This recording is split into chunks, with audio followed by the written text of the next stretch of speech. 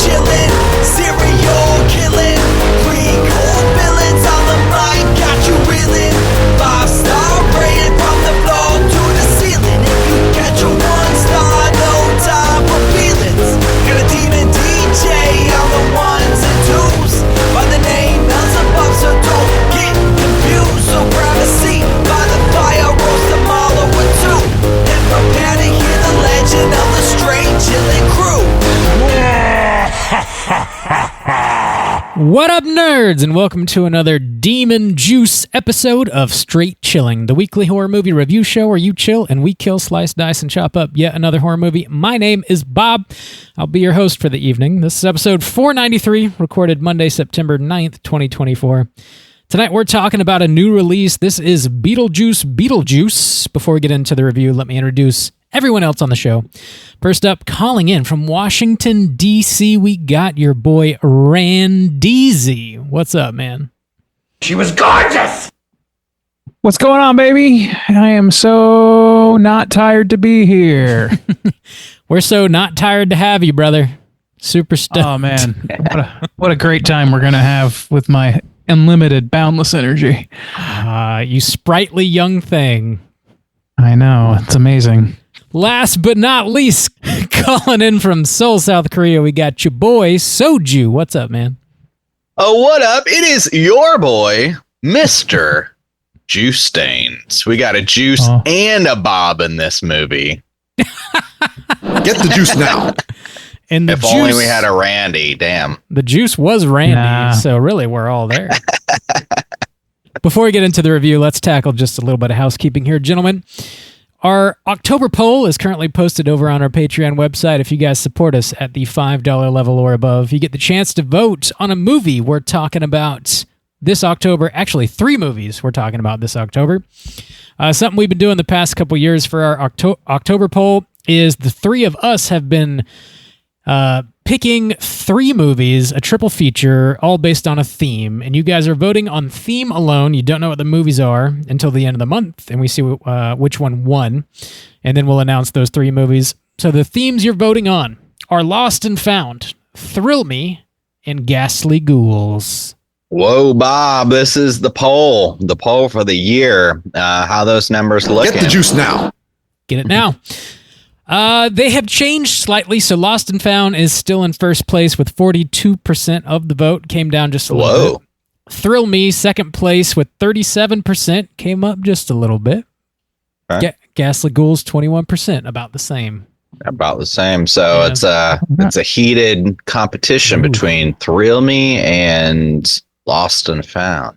The other one. Yeah. It is. Well, there's a whole other one. The other one. Cool. But we don't talk about that one. No. Good. Wow, 42%. It's quite Yeah. Commanding. the number, yeah. Yeah, there's still, I think maybe about half the folks out there have voted, so it's anyone's game still. It's early in the month. Make sure you get your votes in before the end of September, and we'll see what triple feature we're going to be talking about this October. Dope. In other Patreon news, we're dropping mini casts every other Friday. We got a brand new one dropping this Friday the 13th. You get a little extra ear candy. Something extra spooky, I'm sure. Something horrifying, gory, campy. What is it, Bob? What's more horrifying than the finger of God? Twisters. Sounds pleasurable to me. Well, yeah, Twisters. It would. Two fingers, I'm assuming, at least. You know? Get the juice now. Sounds titillating. It is a sequel, you know? Yeah, Twisters. There it is. I can't stop. Dropping this Friday on Patreon. Randy has just fallen asleep on the bump button. Actually, that's what's happening. Yeah, He's just passed out on top of it. I didn't know there was an autopilot function, but I'm taking full advantage. Wow. Check that out this Friday over on our Patreon website. If you guys are on there, you can listen to all of our mini casts on whatever your podcatcher of choice is. I think this is going to be minicast like 137, something like that. Holy shit. We're going to get to the Christ. point where we have to celebrate. We're their 200th mini episode anniversary. There will be no celebration. Only weeping in the streets. Weeping and gnashing of teeth, I tell you. God damn. You think you're happy about this shit? No, there's no celebrating here. There's no joy in this podcast game. Check that out on Patreon this Friday. It was so harsh. There will be no celebration. There will be none. You will weep and beg at my feet. Randy needs a hug. Couple other things here. So we are approaching episode 500, our regular episodes, number 500. And if you guys would like to call and leave a voicemail or send an email to be featured on that episode, make sure you get them in before the end of this month, September the 28th. If you want to give us a shout out, now's your time.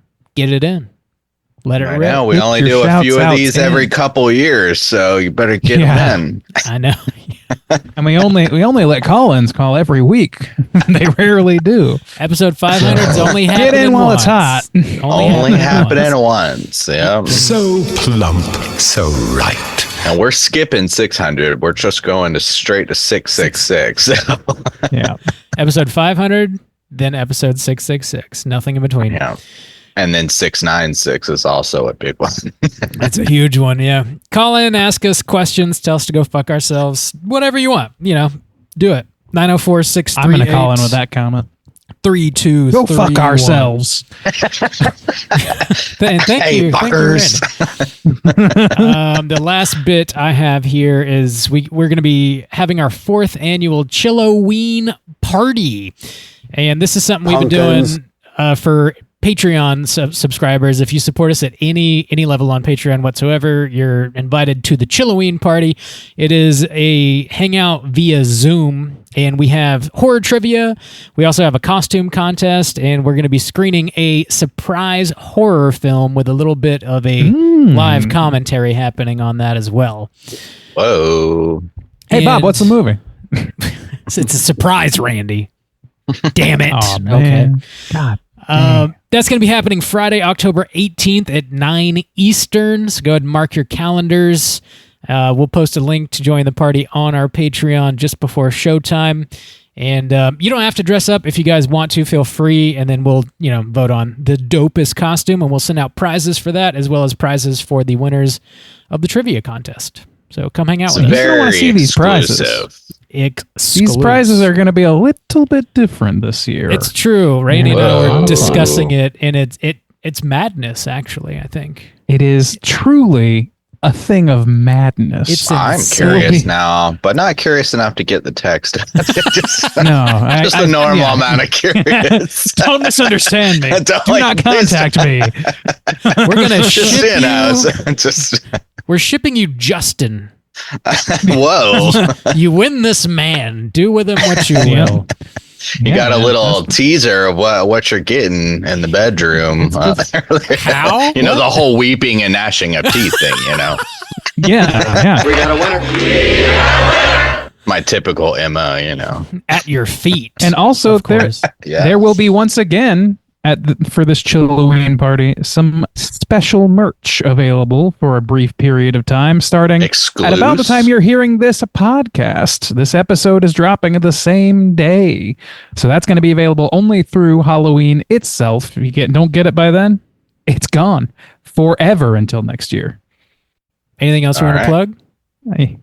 I think my house is clean. Mine too. Oh, up. Well, stop everything. Stop everything. Jesus Christ. Crush mode. Let's try that one more time. This house is clean. I thought it was totally time for trivia. Let's do it. Did you know that it's time to go cooter hunting? Right now. All right, Bob, boys. you got some box or something? What's happening? Yeah, we're talking Beetlejuice. Beetlejuice, if you prefer. Beetlejuice. I think they missed a huge opportunity there. Yes, I do. They sure did. Yep. So yeah, we're talking Beetlejuice just came out. This is rated PG-13 with a runtime of 1 hour and 45 minutes. This is directed by your boy Tim Burton, of course. Written by Alfred Goh, Miles Millar, Seth Grahame-Smith. This stars just a ton of people, actually. Michael Keaton, Winona Ryder, Catherine O'Hara, Jenna Ortega, Justin Theroux, Willem Dafoe, Monica Bellucci, Arthur Conti, some other lovely folks. Your boy Danny DeVito. Dan DeVito. Danny made a little sneak in there. My boy Daniel. He sneaks it in every time. Plot synopsis brought to you by IMDb is as follows. After a family tragedy, 3 generations of the Deetz family return home to Winter River. Still haunted by Beetlejuice, Lydia's life is turned upside down when her teenage daughter Astrid accidentally opens the portal to the afterlife. Gentlemen, brand new movie, first time watch for all of us. Would you recommend folks check out Beetlejuice? Randy, kick us off. Marginally, very marginally, I would say. I think this movie is going to. I don't know. I don't want to get like. It really just comes down to my opinion on the movie overall. So I'm gonna withhold some of that until we actually get into it. But generally, a light recommend. If you're in love with the original Beetlejuice, you'll be fine. I think. I think people's mileage is just going to vary wildly on this one. To be honest with you. Right on. I love it when you withhold, Randy. It's one of my favorite things. I know. You know, I'm a big edger. I live on the edge. So as we all know, big flirt. Juice. What about you? Mm-hmm. I'm going to go with the Bob Spesh and say medium to loose on this one. I think if you've seen Beetlejuice and you saw that a new Beetlejuice movie was coming out, I think you pretty much got 100% in your mind what this movie is already. Like, I think you know, you really just, it's just, do you actually want to experience or not? You already know what it is. It is what it is. So yeah, I mean, I think it's like, I think it's specifically Halloween though themed, which the original like was not. So this one is definitely Halloween themed. So if you're looking to scratch that itch for the season, then sure, go for it. Pumpkins. Bob, how about you? Would you recommend people check this out? Yeah, I think we're all about on the same page. It sounds like I was, I guess you could say, pleasantly surprised, but I still think that if you caught this on streaming, that would be totally fine. It is big Halloween vibes though, which was nice. So who knows when it'll hit streaming? Parts of it are. Yeah, parts of it. Yeah. So yeah, that sounds like just a loose, light recommend. Medium to loose. Medium to loose. Stamp it. Just stamp it. The old Bob Spesh. You heard it here, folks. Medium to loose. We are going to be spoiling the shit out of this movie, and here comes your warning. Spoiler warning.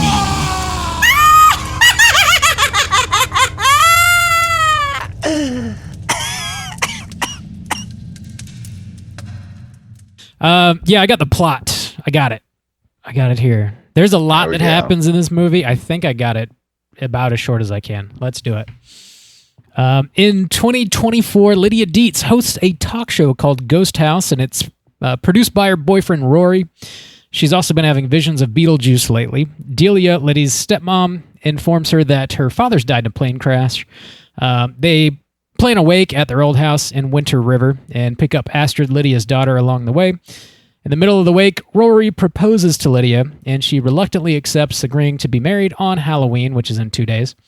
Mortified by her mother's decision, Astrid hauls some ass on her bike and runs into a seemingly harmless boy in town named Jeremy, who invites her to come back over on Halloween night. On Halloween, Astrid learns Jeremy is a ghost, and he convinces her to help him get his life back by promising she can see her deceased father once again. Discovering Jeremy's past as a murderer, Lydia reluctantly calls upon Beetlejuice for help. He agrees, but only if she promises to marry him in order to protect him from his soul-sucking dead ex-wife named Dolores. Meanwhile, Delia is communing with the soul of her dead husband in a graveyard. She's bitten in the neck by 2 asps and dies.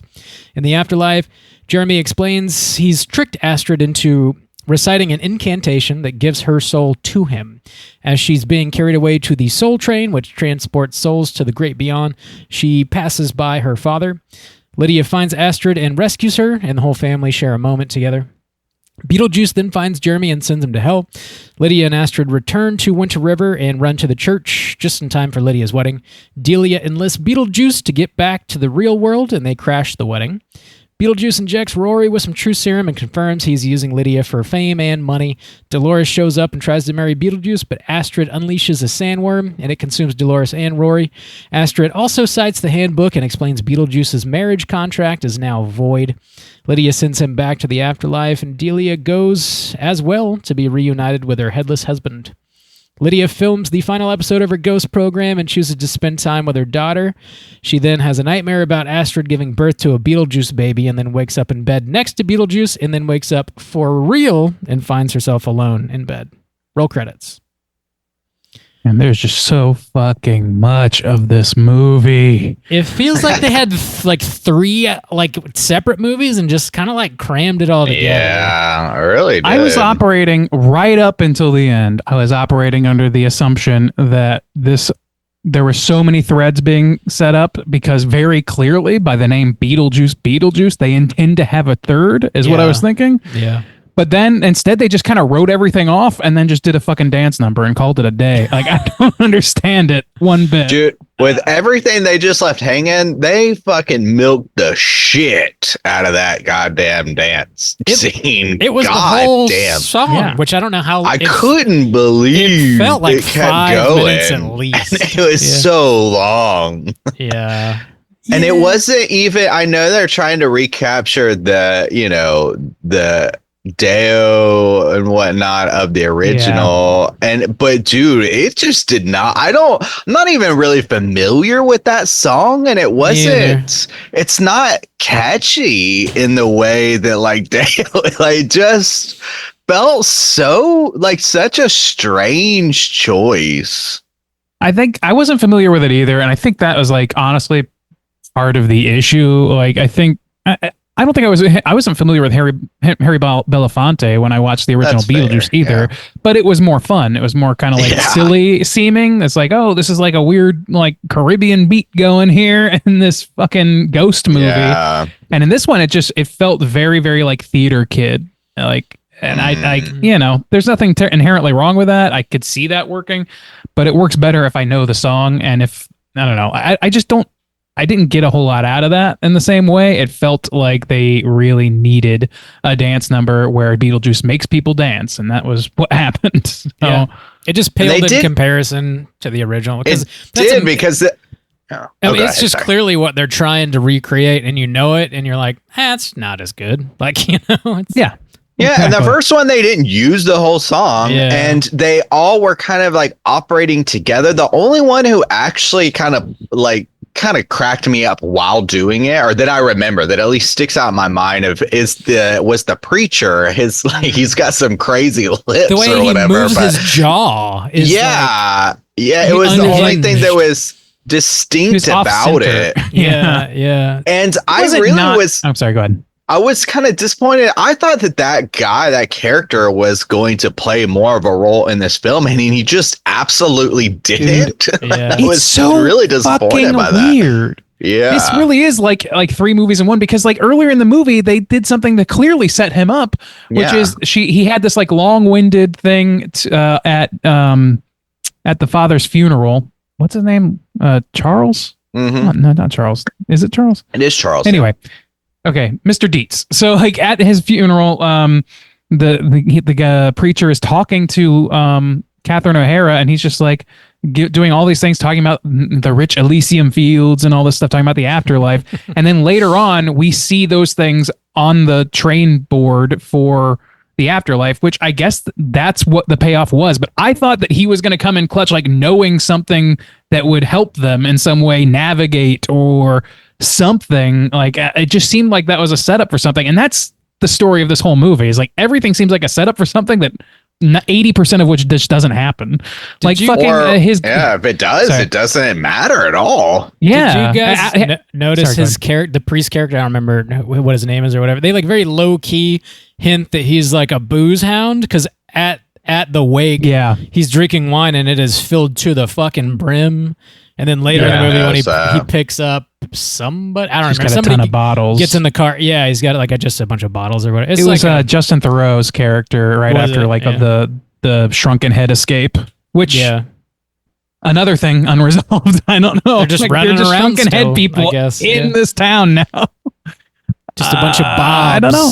Running around. Yeah, even the setup of the kind of the girlfriend or whatever, where she it has good elements of it, like when she staples herself together. Dolores, I thought like, Dolores. I thought like, okay, that's okay. Them giving Beetlejuice this backstory was very unnecessary, but the way that they did it was mildly entertaining. The flashback. The kind of like flashback and the voice, how he kept like switching to different voices was kind of a thing, and I liked it. And it was stylized. Yeah, I kind of liked it. That like scene it was specifically made me think of you, because before they roll into it, he's like, yeah, I was tied down once, and I know what you guys are thinking. Like, what woman could possibly satisfy all the Juice's needs? And I was like, and he kept calling himself Juice, and I was like, this is something that Justin would say. Like, it was cracking me up, man. Yeah, I mean, but it just, I was blown away that whole character did nothing. Yeah. It didn't do anything. You could remove it and it wouldn't really affect the movie hardly at all.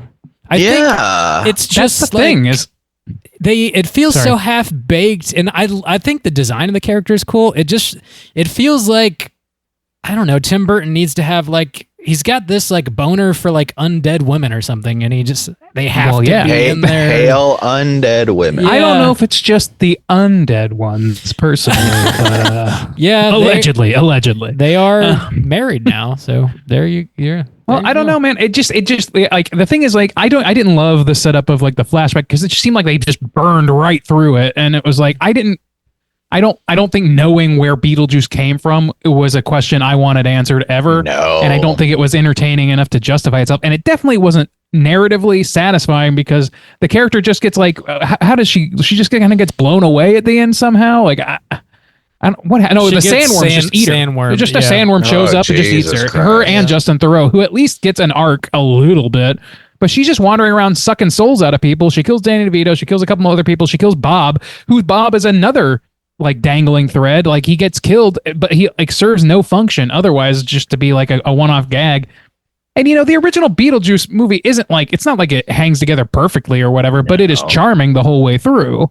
And this thing is just like, it's too much scattershot going on. I need it to focus a little bit. There's too much going on in this movie, but I think given all of these like legacy sequels that have been coming up, and we've reviewed a handful of them, this doesn't commit a lot of the sort of most egregious sins that some of those are kind of prone to. Like this doesn't feel like super over the top pandery to its fan base. It's not like constant callbacks, or at least not that I picked up anyways. It also like is still trying to be a comedy, which is something that like I can't stand those new Ghostbusters movies, because they're like so overly reverent for the original movie. This is still trying to be funny at the end of the day, and I had me laughing fairly consistently too, which I really dig that. And it tried some new things, for better or worse. It did like actually tried to expand on like the afterlife and the underworld, and like we got to see different aspects, and it wasn't just the exact same thing. So I give it some bonus points for those things. I really like the main bonus point is the one you mentioned, which is that they didn't go super hyper reverent, which is like the big mistake that we've seen in Ghostbusters and other places as well. Star Wars, everywhere. Like just because we all love this movie doesn't mean we like need this movie to be a biblical statement about the property. Like it can be just a silly little thing, and it does that, and it like goes all kinds of places. If it had just committed to a few less different arenas to play in, I think I would have enjoyed this a lot more. But it is like each thread individually is kind of fun, and it's all bolstered by the same thing that pinned down the entirety of Beetlejuice, which is it looks fucking great. Like the entire movie looks great. I loved every weirdo we found in the afterlife. The melting man is like my favorite fucking guy I've ever seen in my life. He's the best. Like he's just on screen for like 1 second, and then gets killed by Dolores. Eater contest, the whatever. There was cool moments of that. Yeah, all the deaths and stuff like that. Burnt up Santa Claus was a nice touch. Yeah. She says Merry Christmas. He goes, it's pretty great. Yeah, I just but there were also moments that the animations in this looked really janky. The Charles little storyline where he gets eaten by the shark. Me neither, dude. It's a means to an end, but that end wasn't worth it. It wasn't. And then also to the sandworms look so janky, and that was one of those moments of like, we're doing a sequel. Remember that they're sandworms, and her being like, well, that's Saturn, so we're on some Saturn's moon. It's still plagued by those things of just like this awkward, janky dialogue that doesn't feel natural at all. And it's got to be like, if you haven't seen the original Beetlejuice, or it's been a long time, let me explain to you how this is tied into the original one. It's like, Jesus Christ, people. This is not how dialogue works. Could have done without the sandworms kind of entirely. Really, just take them out of the movie. They don't look good. And that was one like copy paste moment from the ending of the original. The sandworm just kind of saves the day, and I was like, don't do the same. Don't do something else, But whatever. I don't know, man. Like they set up this like all kinds of like a soul sucker that kills you for real, and like all kinds of like they have a fucking serial killer 90s kid that's in it for no other reason than just to give fucking Jenna Ortega something to do. I like that angle. That kid. I did like that angle, but they did nothing. But then they just drop him through a fucking trap door. That is it. Yeah. I mean, here's how. Like, look. Okay, I know we do this a few times. Here's how you rewrite some of this to actually make it matter. Okay. So one is you have one like also to Beetlejuice like being the guy that kind of like saves the day. You don't need that. Beetlejuice needs to serve as the bad guy. But what you could have is you could have this bad guy of the serial killer, and he could be taken out by. He should have been taken out by the soul sucker, because the soul sucker actually kills you for real. But another one that they should have done is, I thought that the dad was going to like sacrifice to have some kind of emotional weight. That the dad was going to somehow sacrifice himself to the soul sucker or something, or somebody, or maybe even Charles or somebody, like to have some consequence of there being a soul sucker that you're gone forever.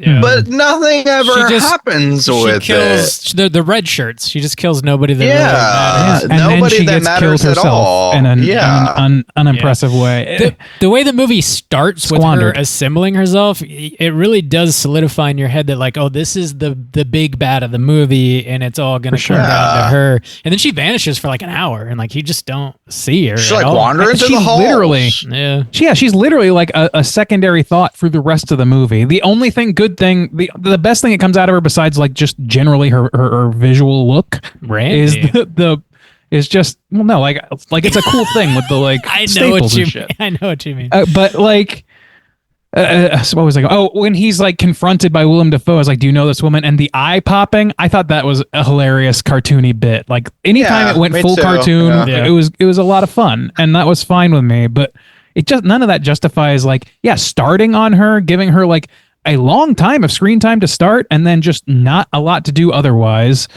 There's just a lot of that going around. There's two parental dad figures in Charles and Jenna Ortega's dad.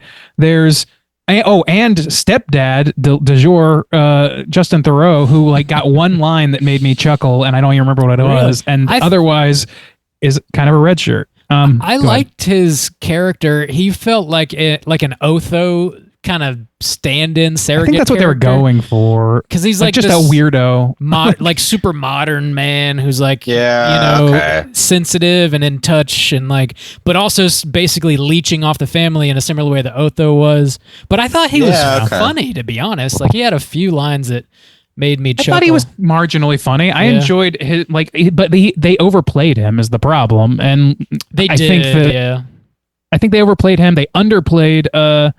That's the thing, is like the balances are just all off in general, because Willem Dafoe is in it, but is he really in it? What does he matter in it? He, like, even when he comes in at the end of the fucking movie, him and all his whole crew gets like frozen. I thought when I saw this like band of undead cops coming in that the Bob Cotillion was going to come in and save the day on behalf of Beetlejuice or something. Like, there's all these threads just dangling everywhere. Yeah. And they use none of them. Instead, they do a dance number that lasts too long, and then do a fucking pointless dream sequence where Beetlejuice turns to the camera and says, "I love a good dream sequence." And that's like, when that happened, I was like, is he serious? Was that really a dream sequence? It's like, what? It's just all of it. I was like, none of this feels like if none of it feels like the ending that was originally written. It feels like they had a sequel, like a trilogy in mind, and funding ran short or something, or like they couldn't get Michael Keaton to commit or something like that.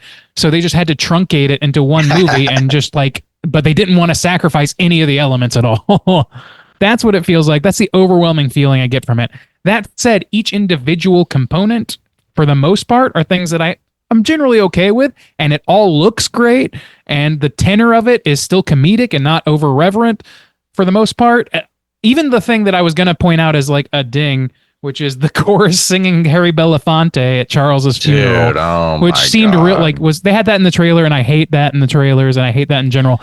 But then I found out that Glenn Shadix, who played Otho, had a children's choir sing that song at his funeral, and I took it as an homage to him, maybe. I really like that. That is so nice, like that kind of made me forgiving towards it. Yeah. Okay, Otherwise, like they didn't. I don't think they harped too much on the original. They for God's sake, they completely sideswiped the Maitlands entirely. It was like, they found a loophole. Literally, that is the line. They found a loophole. They got out. Which, like Glenn, what's her name?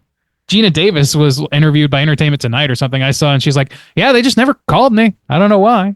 That's now we know wild. Because there's too fucking much in this movie already. There's way or too even much. That could have been, if you wanted to add the soul sucker, that could have been part of the emotional weight. Is like, even if you had like the back of their head, Gina Davis has very distinct hair, and you don't have to do some de-aging bullshit of like having them get their soul sucked and then they're gone. You're like, oh my God, the Maitlands, who you cared about in the first film. Or I don't know. There needs to be some emotional weight, I feel like, tied to that character to make it feel like it's got some kind of stakes, I guess. I don't know. I think it's just very strange. The highlight of this movie for me, just in general, was almost every line that Catherine O'Hara dropped was fucking hilarious. She was probably the best. Yeah, she is the best. She's so over she made me top. Laugh a few times. The funeral shroud on the house, dude. I loved that bit so much. I thought that was hilarious. Her the headstone that she has crafted for her husband is a giant shark's fin. Yeah. She's, I don't know, man. Yeah. She was banging on all the manner of her death is actually fucking hilarious. But it took me like after I was like, are they really killing her this way? But then like, I don't know, like 10 minutes later, I was like, actually, that's pretty fucking great. I kind of love that. And her being in the lobby and stuff, like that was, I think that worked really well. It seemed like her getting into the lobby seemed like the part where I was like, oh man, this feels a little fan servicey, but like just her dying because of her fucking dumb, like arrogant artist bullshit. Like I kind of love that. Yeah. Also, like I don't know, all of her stuff for the most part was enjoyable. At least when she was trying to accurately capture grief and just screaming into her camera, dude. Yeah. Probably my favorite part of the movie. I just loved her character, man. I thought she was great. I got a lot of laughs out of her. Did you guys know? I didn't know until after I saw the movie and was trying to do some like trivia and research and stuff. What's his name? Jeffrey Jones. Do you guys know his situation? Yeah. I mean, yeah, that he was not his situation. in the movie because he's allegedly a pedophile. So oh man, that's who's that? He got Charles? arrested for that. He got Oh, I just thought he was dead. No, he's alive. No, he's alive. Oh, really? What's his name? He hasn't worked since like Deadwood. Jeffrey I don't remember. Jones. Jeffrey Jones. Yeah. So Burton came up with the idea that he died and got his head bitten off. I guess so you can just have this, shambling corpse. Okay, yeah. That's a smart way around it, but then they also show his whole fucking face on the gravestone, which is not a typical place to see someone's face. Why do that? That's true. I've seen that. Yeah. I've seen it, but it's not common. You didn't need it. You could get around if you're gonna totally like hand wave the Maitlands, like you don't have to put his face on a grave, you can but they also did like the 3D segment of his like shark attack or whatever, which again was a means to an end because he couldn't be in it or whatever. Yeah. And it's just, I don't know, like have him written out at the having his death be the cause of them regrouping at this place where he loved living and all that stuff. That's all really brilliant, like way to get things going. Like brilliant. It's a very steady way of getting things going. They just like that. You don't need to do more with that. You've already got a father figure for Jenna Ortega that you can like look to as like, a lost parental figure sort of thing, and rekindling with those who are still alive and all that. Like all that shit is still there. You can do all the same things. You don't need him in it. They ultimately didn't need the Maitlands either, but they threw in so much more that it feels like a slight just because they were the only things left out. Yeah. How did you guys feel about Beetlejuice, like Michael Keaton as reprising his role as Beetlejuice in this? He's for the most part, yeah, that's the thing. But when we're doing these kind of things, like he's supposed to have a lot of makeup, and so it mostly works, which is why like the kind of backstory was kind of dumb in some way, because that's where I noticed it the most, is because he's old. So, and they just had they tried to work around it, and they did okay because it's black and white and stuff like that. But like Randy said, is the highlights of the moment where Beetlejuice was being Beetlejuice, like the cartoony face, and then him saying like, "I've never seen that woman in my life." Like those were the moments Spilling that you his get. Guts and I spill my guts, and and his little comments about being the psychiatrist and stuff like that. Like the character felt on brand. The character felt like consistently on brand for me. I agree. I think that the way he is written is in keeping with with generally how I see him in the original one for the most part. The problem is just like he sounds different now. Yeah. Like it's just he doesn't feel like he has the same vigor, and there's no that's not a dig on Michael Keaton because time has passed and he was begged to come back for this. Yeah. So he's doing his job. He's putting his best foot forward. He's putting forward the best performance he can. But he's just a different guy. Like at this point, it's like when Harrison Ford's like 80 years old and they're asking that dude to be a fucking action star. It's like, come on, guys, let's let this guy anymore. He's an elderly guy, but at least you can write that into the story of Star Wars if you want to. In this, he has to be like an eternal of some kind. So he has to be the same. He's supposed to the way his voice is deeper. He's more subdued generally. Even when he's going big, it's not quite as big as he used to be able to get. And that's to be expected, but it still feels a little bit short-shrift. Well, it's like, it's like when they, that's the thing. People need to let this shit go. And we'll talk about it in a second, but it's like when they did Hocus Pocus 2. And I just thought like these women just look so much significantly older, which has nothing to do with their looks. It's just like they're supposed to be long living creatures. Why would they get older? Like it's just dumb. And it like, I don't know. In some ways, it kind of like makes me feel bad because it makes it feel like their talents or their it's just like reduced to this one role. Like, oh, well, let's just bring you back and do it again. It's just like, I mean, they can do other things. The IP is recognizable. Yeah, we don't need these endless IPs. Oh yeah, everybody knows they can do more. It's just, the recognizable. I know. It makes me feel bad that it's just like, I don't know. They don't get the opportunities. I know what you mean. It's just kind of awkward. Yeah, it's kind of I don't know, if bringing Bill Dauterive back to play linebacker when he's in his fucking 40, and it's just like King of the Hill, right? The real person, Bill Dauterive. Yes. Famed person. But it feels like that. It's like you're not a 16, 17-year-old kid. It's like, I mean, time has passed. You had this thing and people love it. Why can't we just accept that? I don't know why we got to keep doing this. And they just announced the fucking Goonies sequel thing. And I'm just like, Jesus Christ. Dude, we have to review Goonies too. If that's a thing that happens, I'm so terrified to do that. If Corey Feldman's in that movie, I don't want to watch it. That dude creeps me out. He's weird. He's a weirdo. He's a weirdo. Waiting to receive my limp penis. I feel bad for Corey Feldman. I think I think he's weird. He is weird, but I think he had a really tough childhood, and that's not necessarily his. This is not the conversation I have right now. Yeah, this is not. We can't. Yeah. No. Okay. But anyways, we need to stop doing this, because ultimately, what I thought about this movie, coming back to this movie, and the recommendation is, I thought, I watched this movie, I experienced it.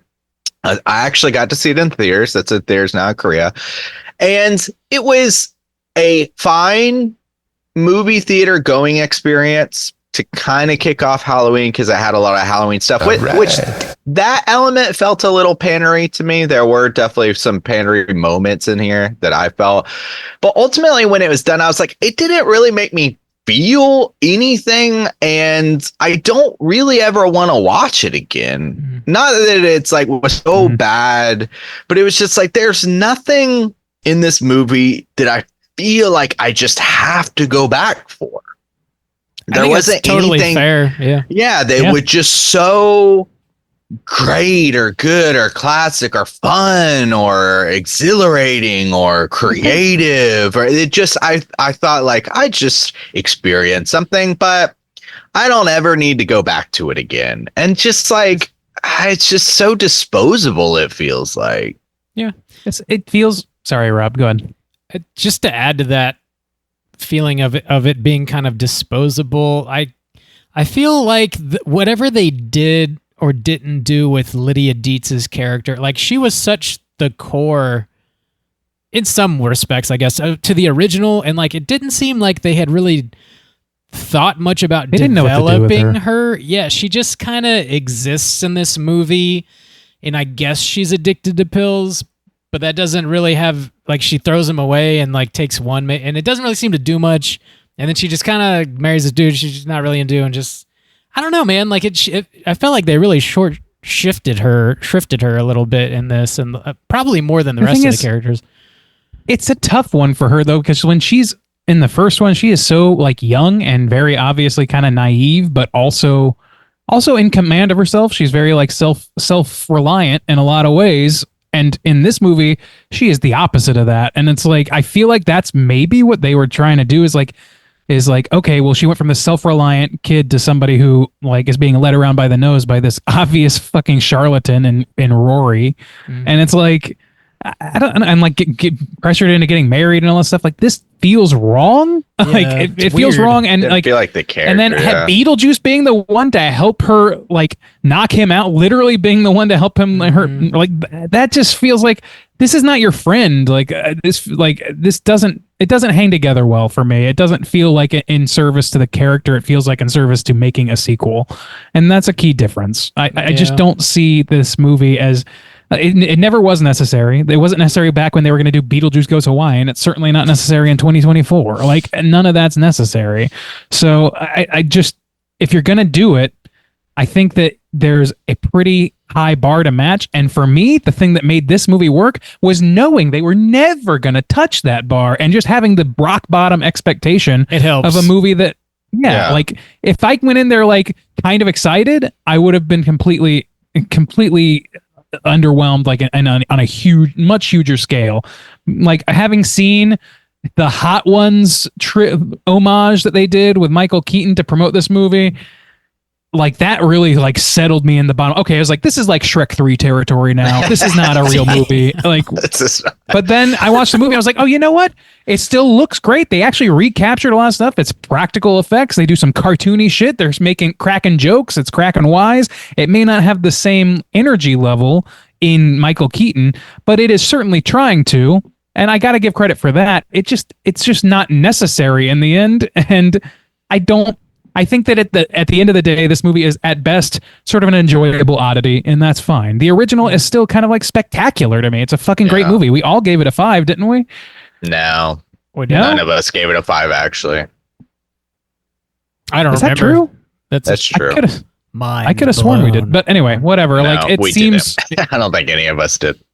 I love the original movie, and this movie is like, it just feels very hollow. And the thing is, Tim Burton, as a director, was in his peak at that time because he was battling against sensibilities that weren't his.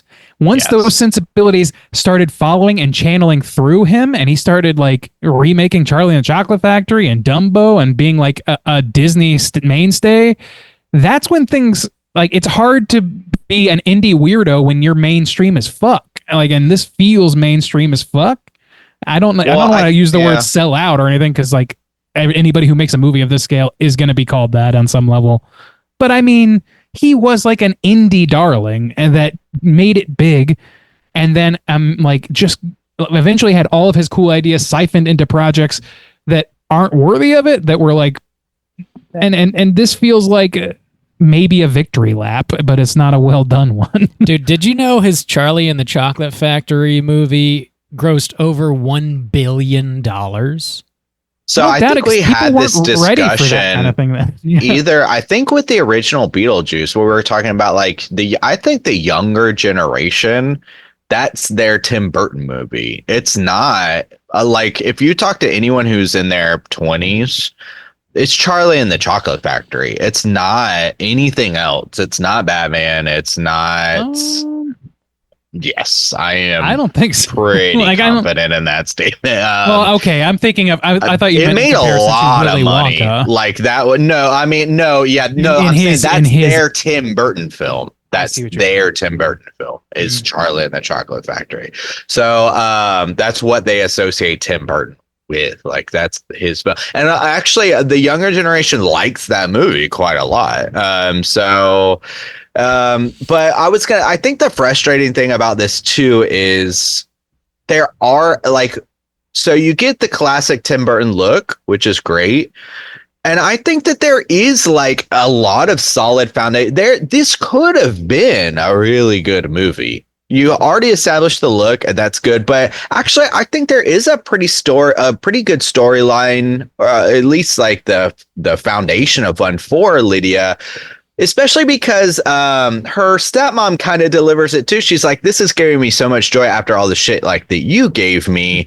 You have these 3 generations of women where like, you know, and like if the daughter like associated more with like Delia or something, like you need to have that same kind of like rebellious nature. And I like the idea of Lydia sees ghost and her daughter is resentful for her because she misses her dad. And she's like, well, why can't you see my dad? And so I think you're a fraud. I don't believe you. I think that's got the bones of a good, like, you don't, I don't need her to be addicted to pills and like to get married. See, I didn't like the boyfriend character, and one of the reasons it's because it completely undercut the character of her. And I thought the weirdo like guy that was going to give us some of those kind of like Otha things was gonna be the preacher, just this kind of weird side character that doesn't necessarily affect the characters in their way, who just like comes in and does some crazy shticks or whatever.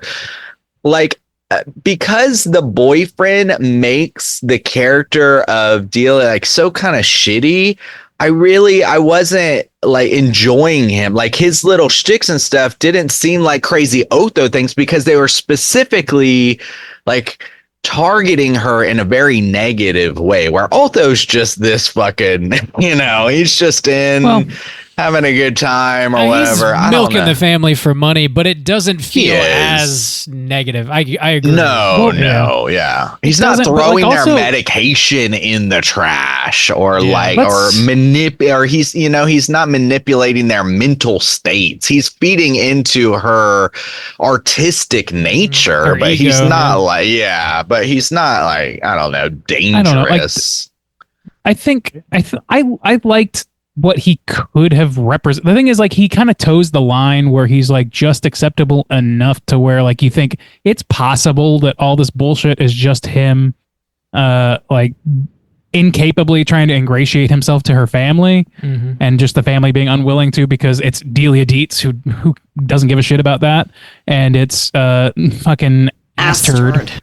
And she's like an estranged kid that doesn't want her father to be forgotten. Like there's reasons for the family not to like him. In a more typical movie, I could see that being like the eventually accepting the weirdo stepdad, the Sean Astin in Stranger Things character. Like that could have worked.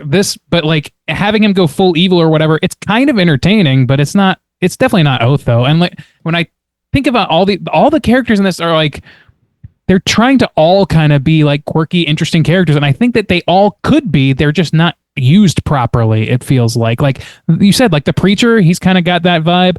I think that I like the serial killer kid or whatever. Like I just like the boyfriend thing, like that he's secretly, I feel like there could be something with that.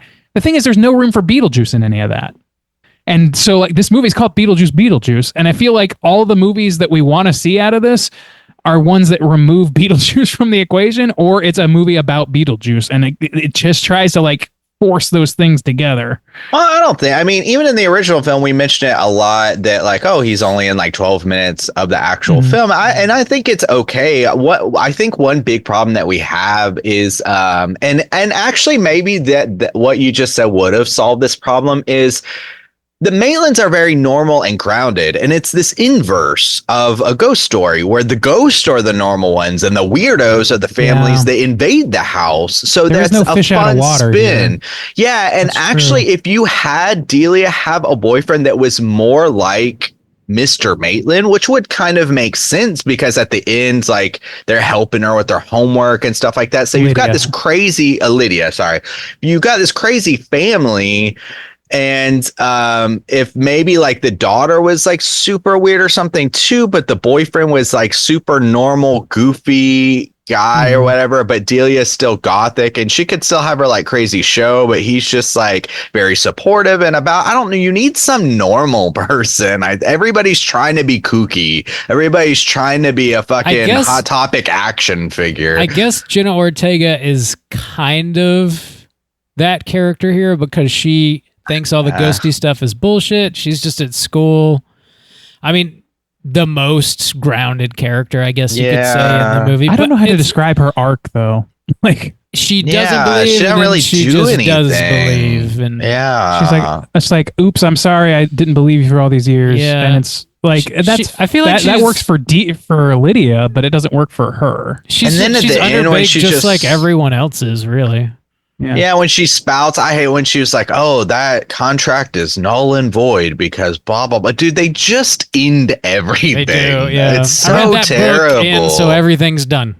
Yeah, she did it so tagged on. Like, no, that's another line where I'm like, this feels much like they intended this to continue and it just couldn't for some reason. Dude, they're going to make another one. That's the thing. Like her character could have been the one who doesn't believe. She finds this book of the dead, and like unlike anyone from the original film, actually becomes an expert in ghost law or something. I don't know. Like just because ghost law. That is something that like both of these movies. The first one does it probably in a more interesting way. This one dances around a little bit too. They sort of like get so bogged down in like the bureaucracy of the afterlife and like. That's hilarious, right? Why don't we get more into that? They kind of do a little bit with like the Soul Train and the stamping of the tickets, and we see a little bit of the police force. And I like all that, But again, it does feel like a little too surface. Like I would have liked more Willem Dafoe, like you mentioned, Rainey, like the cops really like trying to bust some cases or whatever. But it's just kind of surface level stuff. The thing is, like all those characters, I just keep going back to the same problem. It's just too much. If they had time in this movie to have Willem Dafoe like really lean into a noir character and do a bunch of noir shtick or something, maybe that could have worked, and have him actually factor into the end and not just be somebody there to deliver a callback to a joke that wasn't funny the first time. Like, and that shit didn't work. And like the boyfriend could be a great fish out of water. Like I don't mean Rory, I mean the serial killer kid. Like if you take out the serial killer thing, if you want Jenna Ortega, like the character could be still ingratiated enough with her mom to be there for whatever, and then meet this boy, and the boy becomes the fish out of water, and that could be the center. That focuses things in more. You don't have to have every character in this movie having a dozen different interactions or relationships that are just not expounded upon enough to really matter. I don't know. It feels like it makes everything feel a little bit cheaper. And I wish that you don't need a lot of Beetlejuice, but Beetlejuice needs to be focused on what's happening. There's one part in this movie where Beetlejuice is running around with Lydia in the afterlife, the source of his love or whatever, like all that shit that he talked about and like they talked about pining for. And then she's like, I'm going to go save Astrid. And he says, okay, I got to go take care of something else. And then nothing happens. Like he just disappears. And then later says, she ran away from me. And like shit like that. What? Like, this is not focused. This is not good writing. I don't understand what people are trying to do half the time. Even the title character is just like sidelining himself from the movie and then later coming back and rewriting what happened, and for no good reason other than just needing something to say in the moment. Randy. And those are the things I have a problem with. You're laying in the plane already. Just go ahead and tell us out of 5, how do you feel? Okay, well, as negative as I'm being about this, it's really kind of a reaction. A lot of it is a reaction to more of the like legacy sequels in general. I think this, out of legacy sequels that I've seen, this is one of the lower offenders. It doesn't offend quite as much as others have. Like, I don't have the reaction I have. I don't have the reaction towards this I had towards Halloween Ends, for example, or any of those type of things. Like, and I'm more ingratiated to it in that, but I'm not down for it either. I just think like the story in the original wasn't great, but everything was charming and focused on, and it had a fish out of water situation. I think that was a great call, Juice. That like, yeah, you need a character to ground things, and they don't really have a lot of that. That at least not that's in the mix well enough. Everything's just kind of like too spread out. Everything like is doing too much. And it just doesn't hang together well at all. Every individual moment, for the most part, is like okay and good and enjoyable. The music's always still great. The visuals are what really make this acceptable at all. I'm going to go right down the middle with a 2.5. I just think that this has like 2 or 3 interesting enough ideas they could have just leaned into, and instead they tried to lean in every direction at once, and it feels haphazard. And after fucking 35 years, it should not feel that way. Right on. 2.5 from Randeezy. Juice, how do you feel? Yeah, I mean, I think the thing is it's going to be like everything else, honestly. I mean, it does stand a little bit above everything because the look of it, and I'm glad Tim Burton was able to kind of pull the look, but this does not feel like a movie where Tim Burton said, you know what, I've got this great idea, and this is why I need to bring Beetlejuice back. This feels like a corporate bullshit. It feels like it was concocted in a boardroom, and the story feels so like such a mess because it's a hodgepodge of just people throwing their ideas together. Nobody really cares. They just need some product. And so they just need something that's good enough to get them through. And that's what we have. We have this movie that just happens, and it's got all the characters that you know and love, and it's got that Tim Burton look, and it's set on Halloween, and this kid's got some 90s vinyls, and he's playing some cigarettes to get the girl turned on. And he's like, Mazzy stuff. Just, dude, I'm just like, Oh my God. Which that's not even a 90s vinyl. That album came out in like 2002. Anyways, but it's just so it's just there are things that they did a little bit of justice to, or like they delivered on like some of the character aspects and stuff, but then there's a lot that still feels like very pandering to me. But this movie feels very unnecessary. I never saw something like, oh yes, this is worth the first one. Like we said, like I could sum it up. It's an inverse Ghost movie. So like I can easily explain the first movie to someone else and they can be like, oh, that's a very clever idea. If you try to explain this to somebody, it's just like a hodgepodge. You'd have to explain everything else. Like it's impossible. What is it? I don't know. The elevator pitch. I don't know what the elevator pitch for this is. It's a sequel to Beetlejuice, and they're gonna. You remember when they did a song in the first one? We're gonna make it longer, and it's just gonna be like it's just. I don't know, but yeah, ultimately, like when I was watching it, I'm like, this is fine, and it delivered a fine experience. It wasn't offensive, but it's still completely unnecessary and unfocused, and they're just like, I don't know. I'll probably never watch this again.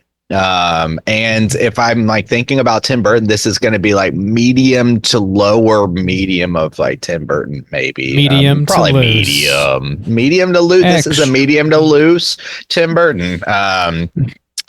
And so, yeah, I'm going to echo right now. I'm just going to give it a 2.5. It is what it is. That's going to be mostly on the look. And a lot of the performances were pretty decent. Michael Keaton, I thought, did a good job. Willem Dafoe did a good job. Catherine O'Hara did a good job. Jenna Ortega was nothing, man. She just like, that was part of the like pandering part too. Is like, this girl that was Wednesday Addams and she doesn't like, they don't give her any, and it's not a knock on her. Like they didn't give her anything to do.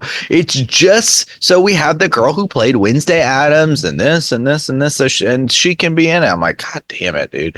So yeah, 2.5. Bob, how you feel? Out of 5. I don't necessarily disagree with anything y'all said, but I will admit the needle drops in this got me. Fucking love Sigur Rós. That Mazzy Star joint was solid. Oh, fucking Danny DeVito listening to Margaritaville. I was very in on the soundtrack. Also, the updated score, they tweak it just enough. This is still like one of the greatest scores ever. For sure. Written. Like, that opening was fun, yeah. God, I love that shit so much. So all that definitely like was working for me. Ultimately, this movie, yes, it does not need to exist, but I did have a decent time watching it. It kept me laughing, and I felt like I wasn't being overly pandered to. And I think it does help that this is, just a part 2. Like, we haven't had 3 decades of Beetlejuice movies. This isn't number like 12, So it still feels slightly fresher than I think like some of these other legacy sequels, like, the Halloween movies or the Alien movie that came out, or the Ghostbusters movies. We've got, 5 or 6 of those now. It just feels like a little more fresh, and I think that's doing it some favors with me here too. Yeah, sure. I like that they expand on like the afterlife and all that. It's ultimately like a fun ride. I'll leave it at that. I think we kind of covered everything else. I'm a little higher than you guys. I'll give this a 3. I think it's a little more positive than negative. And Catherine O'Hara, like, goddamn, dude. My favorite part of the movie. Easily my favorite part of the movie. That's going to put our aggregate at a 2.7 for Beetlejuice. Let's go ahead and jump into our Rotten Tomatoes segment and see what the critics and users have to say. Certified. Okay, ladies and gentlemen, this is the Rotten Tomatoes segment in which I'm going to give these gentlemen a chance to guess within the best of their abilities what the aggregate positive score is on RottenTomatoes.com for Beetlemang, the Beetlejuice, the Beetledorse. I don't know what that means, but anyway, we're going to start, as we always do, with the critics' score. There are 256 critic reviews. I'm going to go with Bob to start today. If I can get my computer to work, that would be great. There we go. Bob, there are, like I said, 256 reviews. Out of those reviews, what percentage would you say are positive? I think this has got to be somewhere close to the middle. I think. Mm-hmm. For the critics, I don't know. I'll take a comedy number. No, that seems too high. I'll take a 65. I'll do that. 65. All right. Dodging the comedy number. You think those 4 extra points are going to come in handy, huh? We'll find out, man. We'll find out. All right, Soju, it's up to you now. What are we going to go with here? I don't know. I mean, even Bob rating this like, a little bit higher, like at a 3. I think this toes the line well enough that it's going to go more on the side of positives. You know what I'm saying? Like, I think it rides it well enough where everyone's like, okay, like to where it'll just kind of tip the scales more to a positive side. So I'm not going to go too high, but I'll say 70. I think it could go higher. 70. All right. Well, some quick math here. And yeah, one of you is pretty close, 7 percentage points away. And that person's going to be Soju. It's a 77% certified fresh film. Whoa, a little dance there. Yeah, I know. It did me a little dance. Yeah, this is 77%. I was pretty surprised by that. I was kind of edging towards what Rob was saying. I was always edging towards Rob. Thank God. Always. Edge at me. We're just normal men. At me. But yeah, I don't know. Like 77, like I guess I think it is true that like I think that this legacy sequel is benefiting from the shittiness of other legacy sequels. Yeah, I think it just toes that line well enough. You go, thank God. Kind of. Well, or original, just like, okay, yeah. Shit, yeah. It's not to like leave the theater and not feel like shit. Like you just consumed like 10 pounds of McDonald's. Or hyper reverent or any of that stuff. It can just be, it does have pandering, but it is surrounded by a lot of new shit, like an overwhelming amount of new shit, but that's its own problem. So I guess that makes sense. Let's move over to the popcorn meter, the poopometer, the whatever they're calling this thing. 5,000 plus verified ratings on the poopometer here. We'll start with Juice on this one. What do you think those 5,000 plus ratings are going to net to? I actually think it's going to be similar. My just so happened, like my parents are texting me and they're like, I think we're going to go see Beetlejuice this week. And I was like, oh shit. Like, I think this kind of has a general wide appeal. I think younger people might want to see this. It's only PG-13. And even if they've never seen the original Beetlejuice, I think older crowds will be into it. I think it's just got a wide appeal. So I think it's probably going to be about the same, honestly. I think this is an extra medium film. So I'll go up to 75. 75. All right. That's a solid C. Bob, what about you? Yeah, I think it feels like the general temperature of people is like, pretty positive. And I know it made a boatload of money. So I'll go, I think I'll take the over. Juice, you said 75? Yeah. I'll take the 80, please. The 80. All right. Well, one of you is just 2 percentage points away from correct. And that person's going to be Bobo. It's an 82 solid on this one. Whoa. On that. I was waiting for the whoa. It was late. The hell yeet and skeet. Hell yeet and ski. You yeet first and then you ski. It's a little backwards, but we'll take it. But whatever. So we'll take it. Do what you got to do, guys. No judgments here. Hell yeet and ski. All right, so I forgot to read the critics' consensus, and it reads as follows. Michael Keaton's devious poltergeist still has plenty of juice left in this madcap return to form for Tim Burton, marrying charming practical effects and ghoulish gags to provide a fun time. 2 funs in that. I don't totally disagree with any of that, really. Like, I just don't think it's a total return to form by any means. It's just a victory lap, It's a little bit of a victory lap. Yeah. And it's a money pull. So can't forget that. Yeah. Let's read some negative reviews and see if any of them have any funniness to them. See if they're fun. Let's go. Here's one. Beetlejuice 2 doesn't build on the first film or take Burton any further as a director. I don't think anybody expected. Tim Burton's not going any farther than he's ever gone. Tim Burton, like, if anyone's waiting for Tim Burton's peak, you're gonna be disappointed, my friend. Like, I don't know what they're waiting for. The Seventh Seal by Tim Burton. I don't know. Like, Tim Burton's just coasting. Tim Burton is just like cashing checks. 45 years into his career, like any day now he'll peak. Yeah, I mean, even the last original thing he did was like 13 years ago. So, I mean, just like, it's not going to happen. All right. So here's another one. Just one more negative review here. Beetlejuice is a frenzied series of darkly comic sketches and various scraps from random stories introduced in such a hectic whirlpool of emotion. We won't take a breather anywhere, much less care what is being thrown at us every 5 minutes. Why do I feel like that was like a speech to text issue there? Yeah, it doesn't sound very coherent. Or maybe it's translated or something. Professional critic.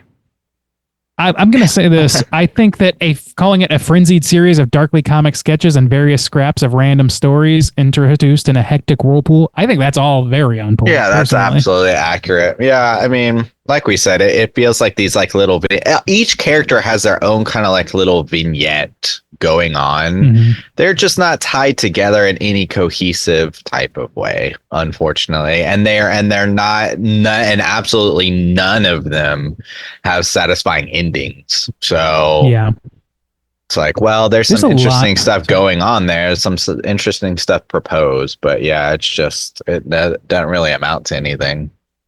I'll say this. There are a significant amount of like 50% scores in whatever form that takes. 2 out of 4 is 2.5 out of 5 is like out of these negative reviews. So like, I don't think anybody like, not anybody, but it feels like people were at least not hating this. So that might account for the uptick, because like people are just generally less negative towards it.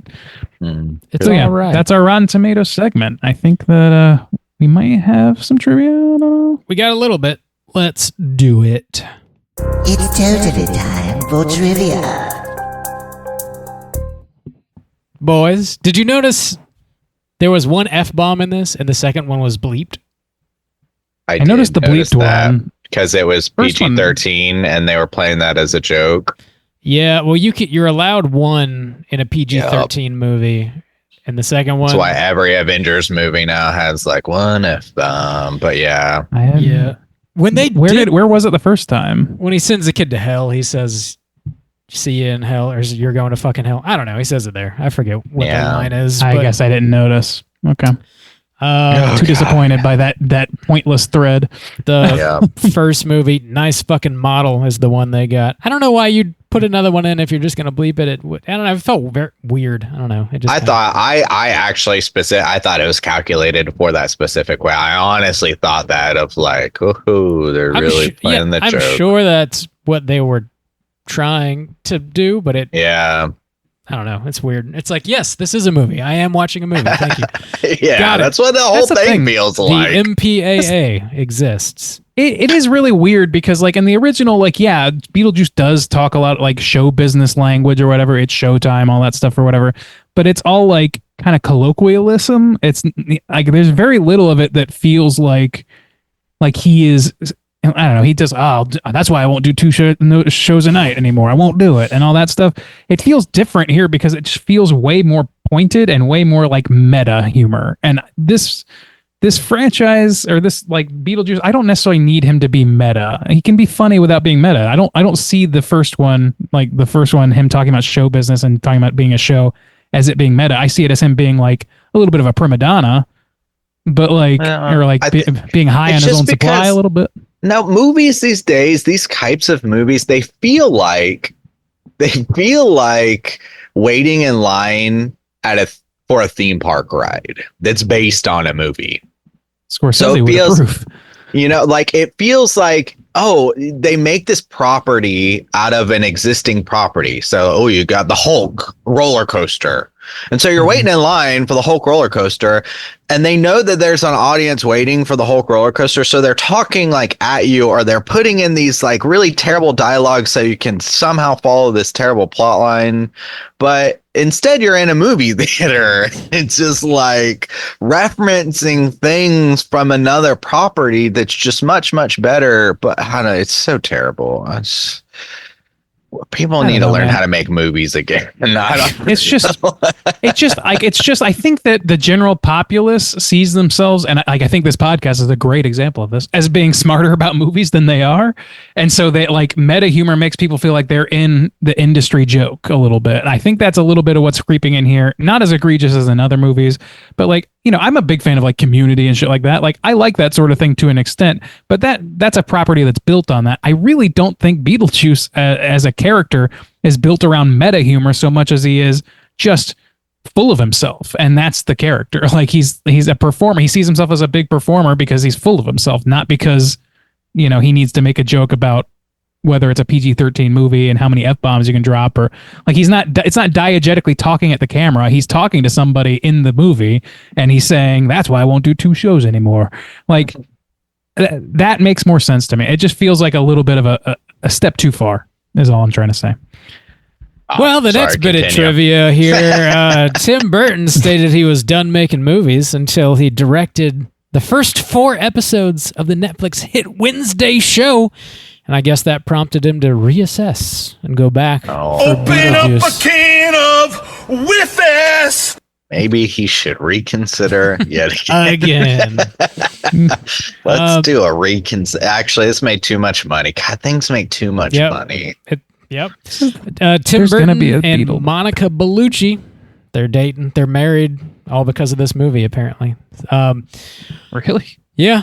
I guess they met. I thought he put her in there because they were married. Yeah, I thought that too. I would have never guessed that. Let me get him on the horn and we'll figure this plot line out real quick. Timmy, hey, Tim. Hey, what's Timbo? What's going on here, bud? Timbo Slice. This was your boy Timmy B's 20th feature film. 20 movies. Jesus Christ. That's not even half of those are good. That's I'd have to look. Well, to be fair, there's probably 4 or 5 I've never seen. So I don't know. Yeah. That's fair. Randy, you touched on this here. So impressed with the script for Chasing Amy from 1997, Warner Brothers offered Kevin Smith the chance to rewrite some projects for them, including a Beetlejuice sequel titled Beetlejuice Goes Hawaiian. Smith said, didn't we say all we needed to say with the first Beetlejuice? Must we go tropical? And he turned it down. Yeah. Good instinct, man. Yeah. Good instinct. Yeah. Just a little straight. You gotta have a sequel. Just a straight chilling trivia here. We all rated this 4.5, Randy, by the way. None of us. I didn't think anybody's ready. Yeah. I knew it was all very positive, though. Like, yeah, that's sure. I guess that tracks. Yeah. The last bit I have here. So the budget on this, I found the number 15 million, which is not that. That's laughably low. It's way more than that. Keaton wouldn't show up for 15 million. And then the other number I found was 100 million, which seems a little more reasonable, probably somewhere around there. Add to that whatever the insane budget cost was, because this movie's fucking being promoted. I said budget. The promotional stuff that they've been doing on this has got to be out the wazoo. However, it did still gross opening weekend $146 million.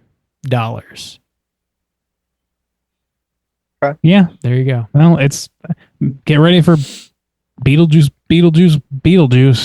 Oh my lord! It's gonna happen. Everybody's gonna be some AI bullshit created thing.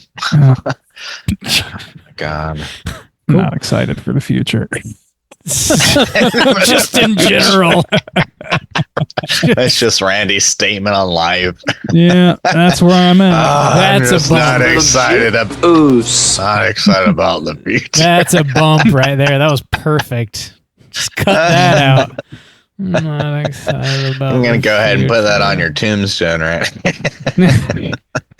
That sounds pleasant. Yeah. That's all the trivia I got, gentlemen. Let's jump into our Cooter of the Week. Straight chillin'. Cooter of the Week.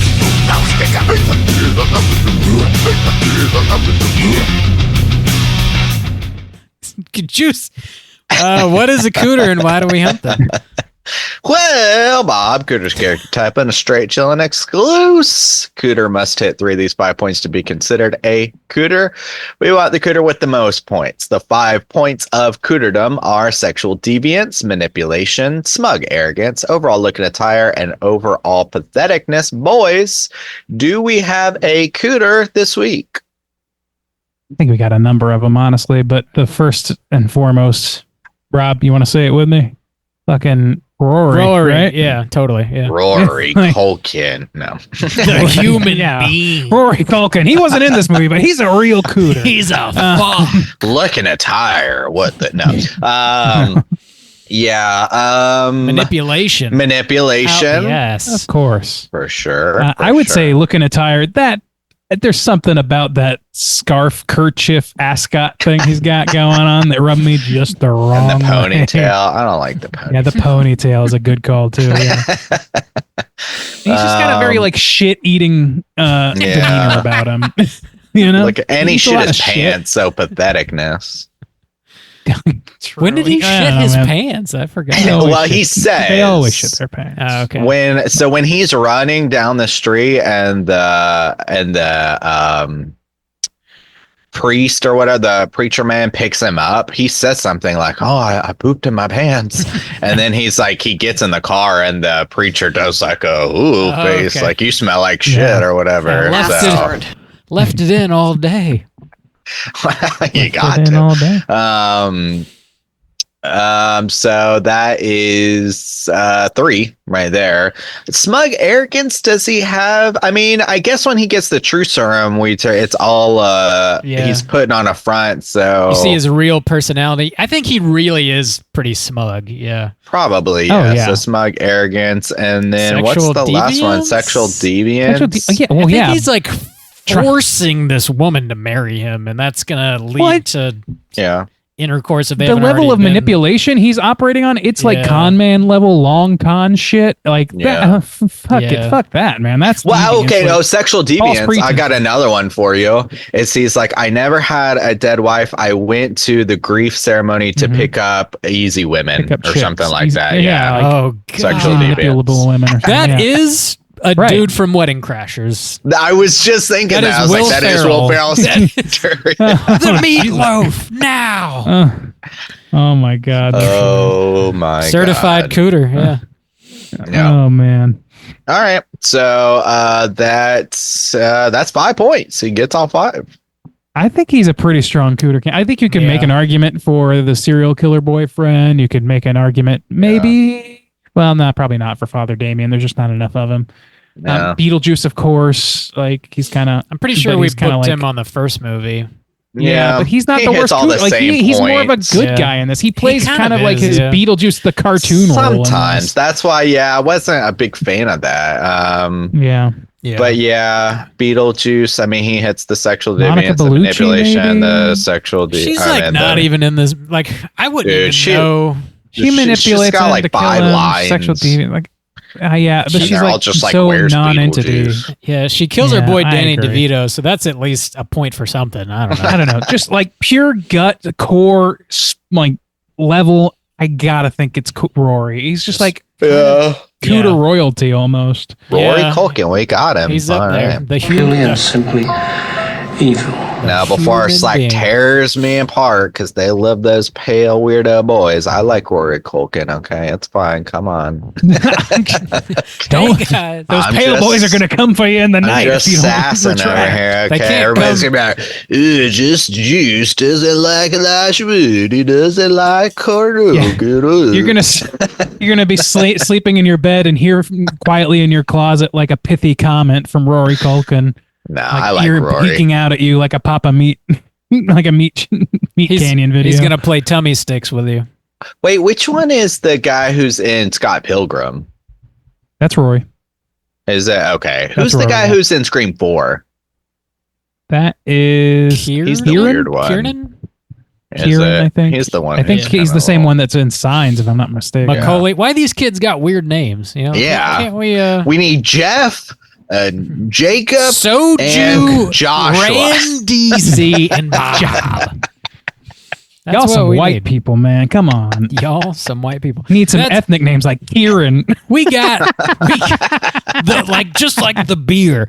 We got our Cooter of the week. We got him locked up. Throw away the key. Boys, let's get it in. Let's talk about what we've been watching this week. Straight chillin' will never die. All right. Why don't you ever play that bump like in good places? What the fuck? Yeah, like one of I the play that best bump every bumps week. You never play that bump. I have not heard that bump joke. for I play that bump 100 every week when we talk episodes. about what you've been watching. It's been 2 years since that bump. Straight chillin' will never die. Oh, That's man. awesome. It By the way, is. shouts outs to What's his name? Hyderberg and Loken and I mean the whole Joe squad. Bob's name for a second. No, a cut above. Jacqueline and John. Yeah, Jacqueline, John, the whole squad. Yeah, for pitching in for that. That was awesome. Yeah, for sure. Your boy Nate. Nate's Coming in the clutch, man, that was extremely thoughtful. For all the people who are listening, like, what the fuck are these folks talking about? For our episode 400, a little late for that. Several friends pitched in and got us a message from Joe Bob, and at the end he said, "Straight chillin' and the drive-in will never die." And it was a very sweet, very thoughtful gift, and that was dope. Thank you guys. Yeah, that was almost as good as when he said, "Hey gang, what you been watching?" and the one I just played. So. Oh yeah. Hey gang, what you been watching? Randy, what have you been watching? So I've got a few things on the list this time around. Very recently, I watched a documentary. Beck actually put it on, and I caught it like early on, called Daughters. I think it's on Netflix, I'm going to say, but it was pretty interesting. It's about incarcerated fathers, and the jail in which they're incarcerated is like walking distance from my house, and so it was like of interest to us. So I was like, oh man, but it's like about them trying to rekindle a relationship with their daughter specifically, and this woman who's putting together like a father-daughter dance for these people. It was very, very moving and touching and sad.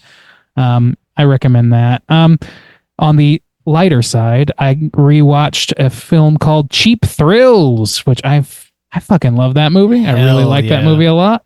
That's fucking Pat Healy kicks ass. Fucking Ethan Embry kicks ass. It's fucking great. For those who haven't seen it, it's about a couple of guys who are down on their luck money-wise and meet this rich benefactor and his wife, and they start paying them exorbitant amounts of money to do increasingly ridiculous or dangerous things, and it goes all over the place. It's fucking great. I watched a double feature kind of by accident because it just kind of auto-played the second one, and I was like, well, yeah, I'm going to watch this now. I watched The Addams Family, the 1991, right? Or 92 maybe? Something like Addams that, Family with Christina Ricci. Which is just as fucking great as it's ever been. That movie fucking rules. And then followed that with Death Becomes Her, which is an absolutely great double feature. Honestly, that was another one that was, for those who don't know, I don't know, it's not as known as The Addams Family, but it's a Meryl Streep and Goldie Hawn and Bruce Willis star in this movie that's like a couple of catty women obsessed with their age who keeps stealing the other's husband or boyfriends, and then husband. One of them is Bruce Willis, and he's also a plastic surgeon, and then they drink an elixir that makes them have eternal life, but they can still like damage their bodies, and so they both basically like get hurt and have to use the plastic surgeon Bruce Willis to piece them back together again over and over again.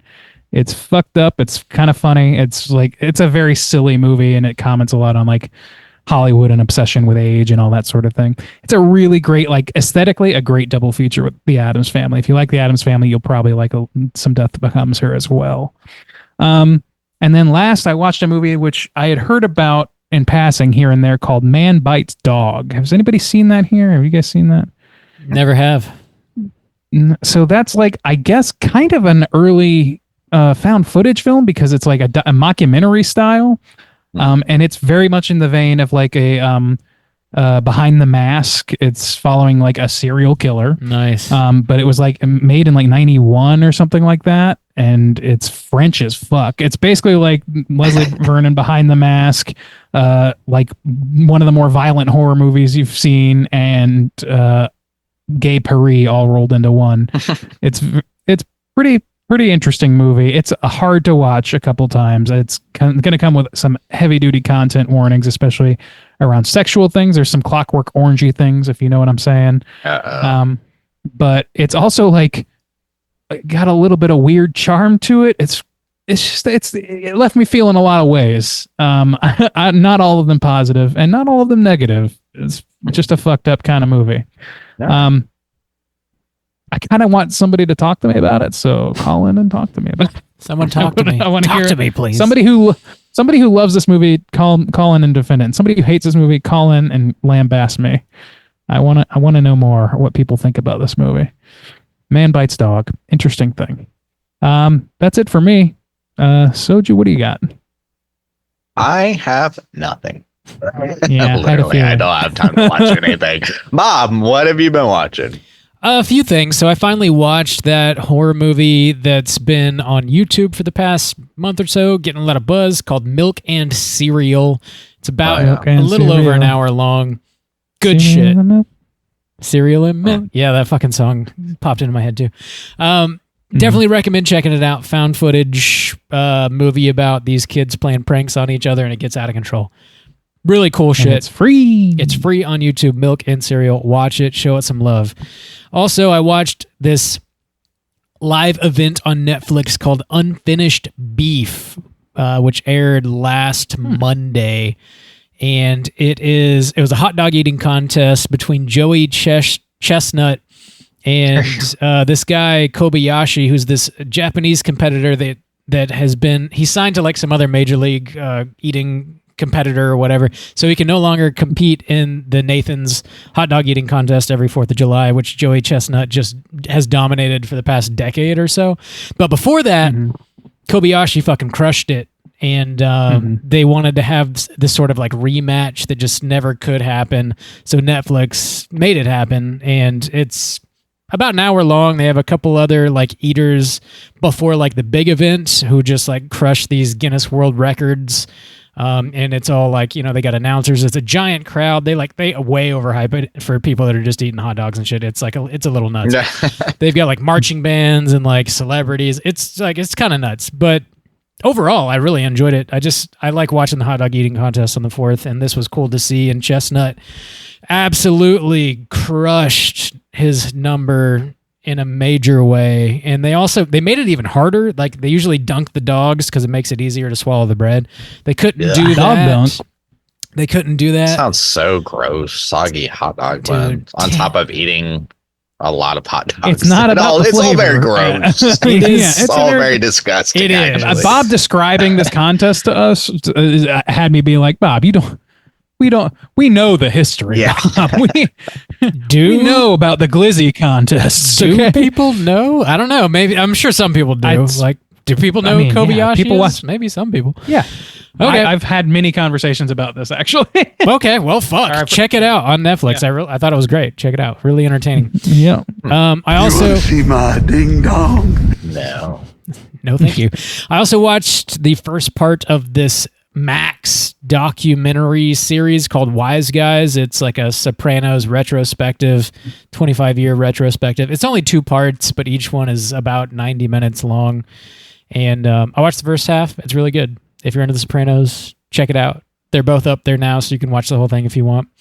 And last, I'll say The Horror's Greatest, which is a show that airs every Monday, I believe, on Shudder. I don't know how many episodes it's going to be, but each episode, there's just a bunch of like horror talking heads on the screen, and they're talking about a specific topic. Last week's episode was about giant monsters. About half the show was Godzilla, and this week's, I think it should be up there tonight, is all about J-horror, and it's just like, man, if you want just like a shot of like, you know, fuck yeah, I love horror, like this is a great show to put on. I think they're about 45 minutes long or so. So Horror's Greatest on Shudder. Really enjoying that. That's it. That's what I've been watching. Cool. Nice. Boys, we got a couple voicemails. Let's see if we can bang right through them. Hotline Scream.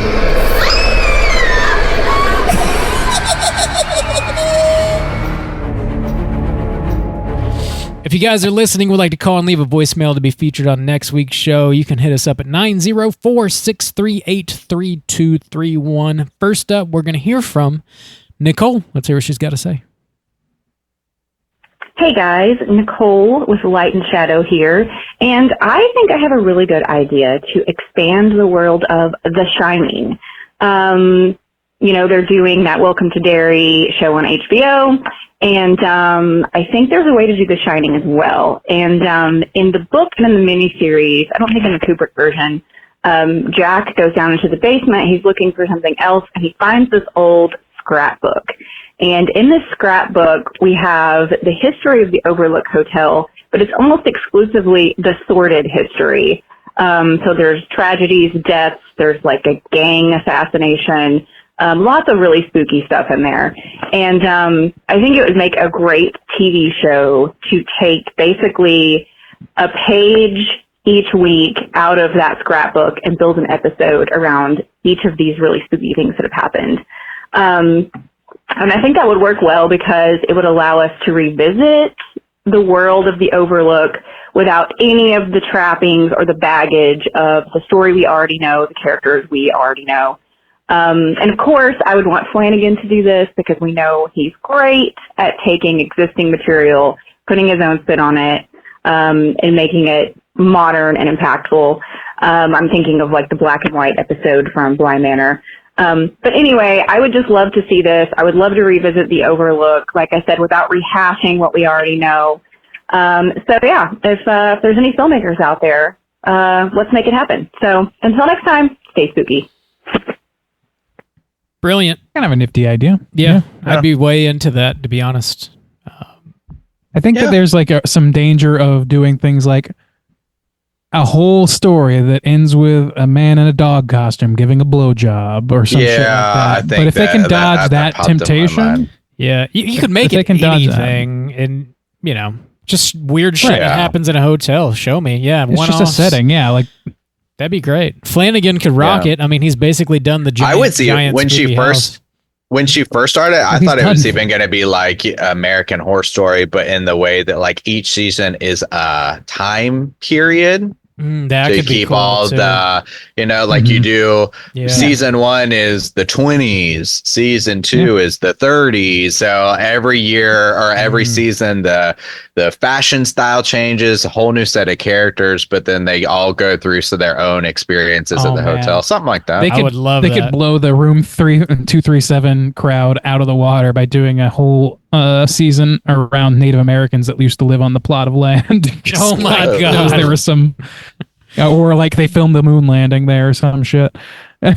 Also, Mike Flanagan definitely has some experience in this arena, so it's not just the old house thing. He fucking did Dr. Sleep, for Christ's sake. He's well familiar, but I'm not big on that movie. I don't. I think it would be better as a series. I think I just don't think that story was all that interesting to me. Yeah. But he's great at serialized horror. It's out so of your great mouth. Fucking soul suckers. Just like Beetlejuice. Beetlemang dudes. Famous Beetlejuice character Dolores. Dolores. Thanks for calling, Nicole. Thanks for calling, Nicole. Always good to hear from you. Last but not least, we're going to hear from our boy Chris. Let's hear what he's got to say. Hey, Straight Charlie and crew, this is Chris in Louisiana. I just got done listening to the Pan's Labyrinth episode, and I hope this voicemail makes it to the We Are Still Here episode. Great pick, Nate. I love this movie. I made a comment on Twitter about it one time when I was rewatching it, and Ted Cohagen retweeted it and commented on it, which I thought was super cool. I'd never experienced that before, but I had a job, and I think I've talked about this before, but I had a job a while ago at a behavior health residential facility, and it was like in the middle of nowhere. It was like maybe 15 miles like off of the highway in the woods. And I worked graveyard shift there. So when that movie came out, that's when I watched it late at night after I got done with the work, and all of the patients were sleeping, and I had the lights out, and like it was pretty effective.